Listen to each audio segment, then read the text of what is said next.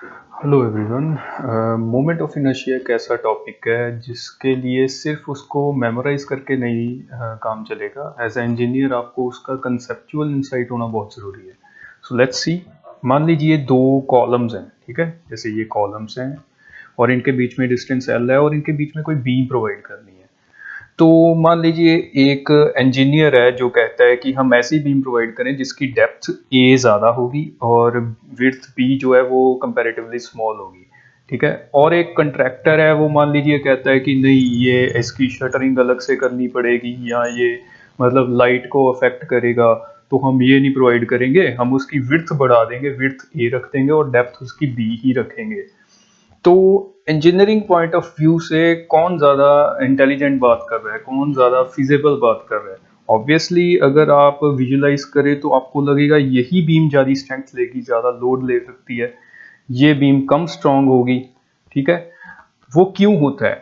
क्योंकि ये जो बीम है ना, इसका जो क्रॉस सेक्शनल एरिया होगा उसका मोमेंट ऑफ इनर्शिया ज़्यादा होगा, इसलिए ये ज़्यादा बेंडिंग मोमेंट ले सकती है। इस बीम के क्रॉस सेक्शन एरिया का, चाहे एरिया सेम ही है, इसका भी ए इंटू बी है, इसका क्रॉस सेक्शन एरिया भी ए इंटू बी है, लेकिन ये कम बेंडिंग मोमेंट ले सकेगा, इसकी फ्लेक्सुरल स्ट्रेंथ, बेंडिंग स्ट्रेंथ कम होगी इस बीम की, क्योंकि इसका मोमेंट ऑफ इनर्शिया कम होगा, ठीक है। Yes, moment of inertia is directly proportional to कितनी बेंडिंग मोमेंट वो ले सकता है बीम, ठीक है। मतलब मोमेंट ऑफ इनर्शिया सिग्निफाई करती है कि कितनी बेंडिंग मोमेंट ले सकता है, इसलिए ये बहुत इंपॉर्टेंट कंसेप्ट है। So let's see an example और देखते हैं कि मोमेंट ऑफ इनर्शिया होता क्या है एक्चुअली। सो सबसे पहले यू शुड नो कि मोमेंट ऑफ इनर्शिया एक क्रॉस सेक्शन की प्रॉपर्टी है। जैसे एक बीम है जो बेंड हो रही है, ये तो इसका कोई पर्टिकुलर क्रॉस सेक्शन है, इसका मोमेंट ऑफ इनर्शिया होगा, ठीक है, इसकी प्रॉपर्टी है। एंड ये हमेशा किसी एक्सिस के अबाउट आएगा, जैसे ये हम न्यूट्रल एक्सिस कंसीडर कर रहे हैं तो इसके अबाउट होगा मोमेंट ऑफ इनर्शिया। सो किसी भी क्रॉस सेक्शन का मोमेंट ऑफ इनर्शिया होता क्या है और कैसे कैलकुलेट करते हैं? The moment of inertia of a section about an axis, जैसे ये एक सेक्शन है, इसका moment of inertia about this axis is to be calculated is the sum of second moment of all the elemental areas D A. मतलब कोई भी elemental areas है, जैसे ये शेडेड एरिया डी ए है, तो ऐसा ही एलिमेंटल एरिया कहीं ऐसे भी इधर भी बन सकता है, कहीं ऊपर भी बन सकता है, कहीं यहीं भी बन सकता है, ठीक है। तो उन सभी एलिमेंटल एरियाज का सेकंड मोमेंट्स का सम करना है। सेकंड मोमेंट्स क्या होगा? जैसे कोई भी एलिमेंटल एरिया डी ए है, उसका मोमेंट क्या होगा? एरिया इनटू उसका distance from the axis, right. इधर y है जैसे, तो डी ए इंटू वाई होगी moment of area, D A into Y square हो जाएगी सेकेंड मोमेंट ऑफ एरिया। तो ये सेकेंड मोमेंट ऑफ एरियाज का जब हम सम कर देंगे, इंटेग्रल कर देंगे, तो वो मोमेंट ऑफ इनर्शिया हो जाएगा उस सेक्शन का अबाउट द न्यूट्रल एक्सिस और एनी एक्सिस ऑफ कंसिडरेशन।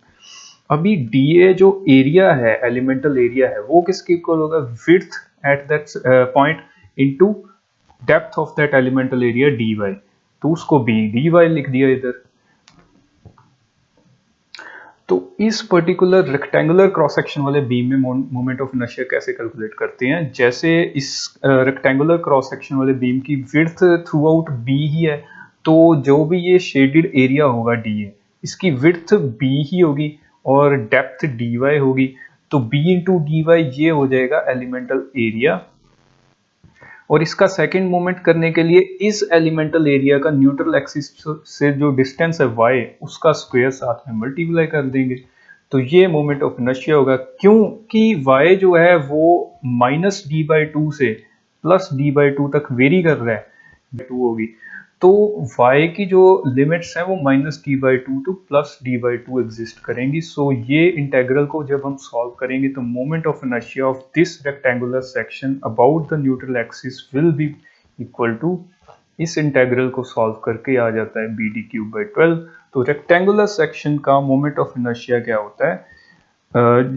जो एक्सिस के परपेंडिकुलर, एक्सिस के पैरेलल जो विड्थ है b इंटू एक्सिस के परपेंडिकुलर जो डेप्थ है उसका क्यूब बाई 12।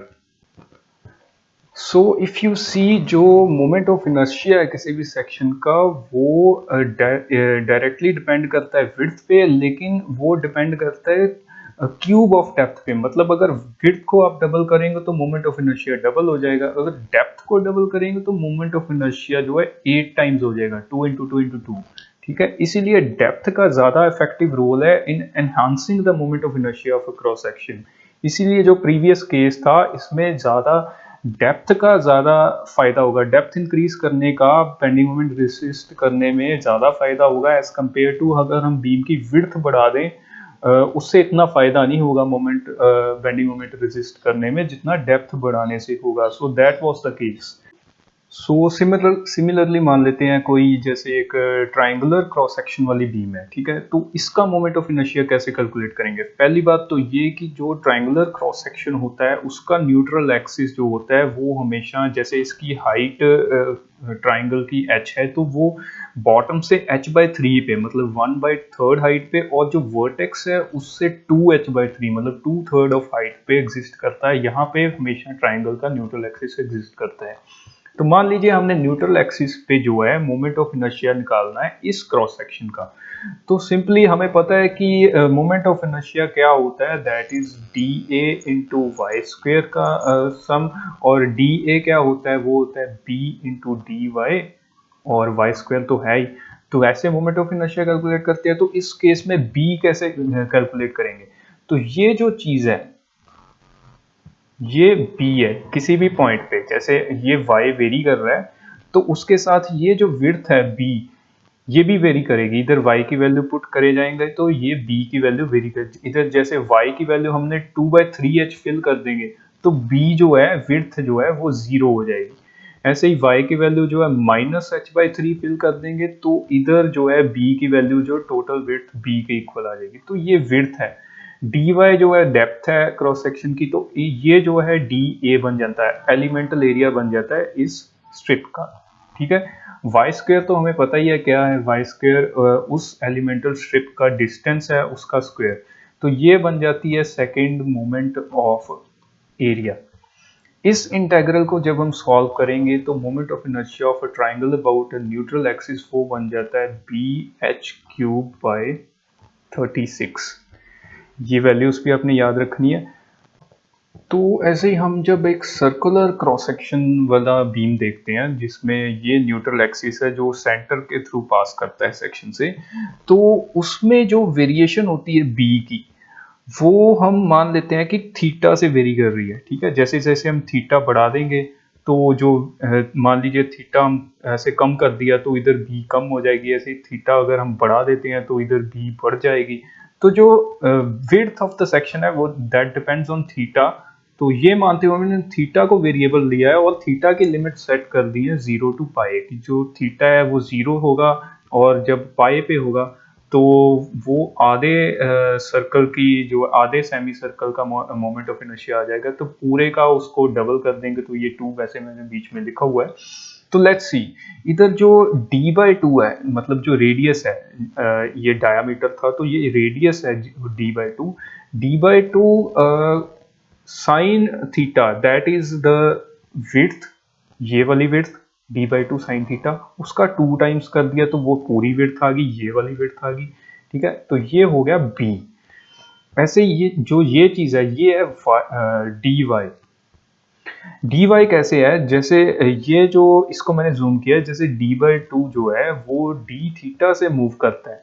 ठीक है, तो d/2 जब d थीटा एंगल से मूव करेगा तो ये जो हाइपोटेन्यूज है ये बन जाएगा d/2 इंटू d थीटा। ठीक है, तो ये जो dy है वो क्या होगी, d/2 d theta into sine theta, मतलब हाइपोटेन्यूज इंटू साइन थीटा वो हो जाएगी dy। तो ये चीज dy होगी, तो ये हो गया एलिमेंटल एरिया dA।